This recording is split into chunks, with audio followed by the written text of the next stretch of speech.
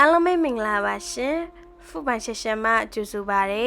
ဒီနေ့မှာတော့ညီမကလွယ်လွယ်ကူကူနဲ့ချက်စားလို့ကောင်းမယ်စက်သားမဆလာချက်လေးကိုချက်ပြပေးသွားပါမယ်အားလုံးပဲဒီဗီဒီယိုလေးကိုကြိုက်နေတဲ့တဲ့ဆိုရင် like and share လေးလုပ်ပေးကြပါရှင် YouTube မှာလည်း subscribe လုပ်ပေးပါအောင်နော်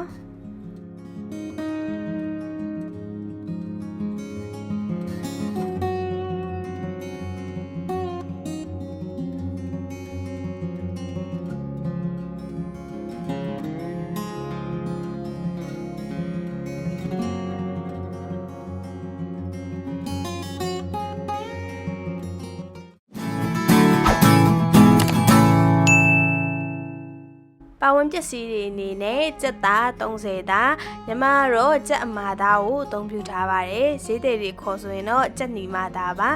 ပြီးတော့ဟင်းအနစ်လေးရခြင်းတဲ့အတွက်ကြောင့်မို့လို့စက်သွန်အနီကျော်များများလေးထည့်ပါမယ်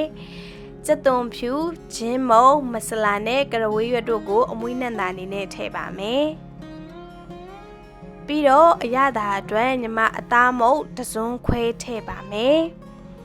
အချိုတက်လေးရဲ့အယောင်လေးလာခြင်းတဲ့အတွက်ကြောင့်မို့လို့ပဲငံပြရီအနှဲငယ်အသုံးပြုပါမယ်အယောင်တွင်မုတ်နဲ့စနွေးမုတ်ကိုထည့်ပါမယ်စက်သားမှာအချင်တက်လေးနဲ့ပို့ပြီးတော့နူးညံ့ခြင်းတဲ့အတွက်ကြောင့်မို့လို့တမြာသီးတစ်လုံးထည့်ပါမယ်စီရတော့နေကြစီကိုအသုံးပြုထားပါတယ်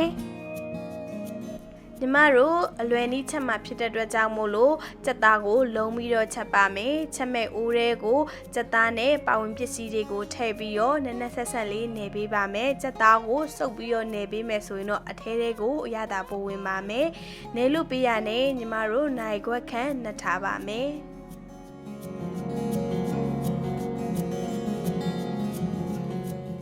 နိုင်ခွက်ခန့်နှက်လို့ပြရနဲ့အိုးတွေကိုစက်သားမြုပ်သွားအောင်ရေထည့်ပါမယ်။ဘာဖြစ်လို့လဲဆိုရင်တော့ညီမသုံးပြထားတဲ့စက်သားကအမာသားဖြစ်တာတဲ့ကြောင့်ပြီးတော့ကြကြလေးနဲ့အထဲတွေကိုစက်သားတွေနူးအီးနဲ့အရသာလေးဝင်ခြင်းတဲ့အတွက်ကြောင့်မို့လို့ရေကိုစက်သားမြုပ်အောင်ထည့်ပါမယ်။ပြီးတော့မီးကိုအလေအလတ်နဲ့ချက်ပေးပါမယ်။ခုလိုစီကြံရီကြံအနေထားလေးရောက်ပြီးဆိုတာနဲ့အိုးမကတ်အောင်မွေပေးပြီးတော့ညီမတို့စီပြန်တဲ့အထိချက်ပေးပါမယ်စီပြန်လာပြီးဆိုတာနဲ့အိုးပေါ်ကနေချလို့ရပါပြီခုချိန်မှာတော့နူးနူးအီအီလေးနဲ့အနံ့အရသာပြည့်စုံတဲ့စက်သားမဆလာချက်လေးရပါပြီရှင်ဒီဗီဒီယိုလေးကိုဆုံးတဲ့အထိကြည့်ပြီးရတဲ့အတွက်ကျေးဇူးအများကြီးတင်ပါတယ်အားလုံးပဲရတာရှိတဲ့ဟင်းလျာများကိုဖန်တီးနိုင်ကြပါစေရှင်တတာ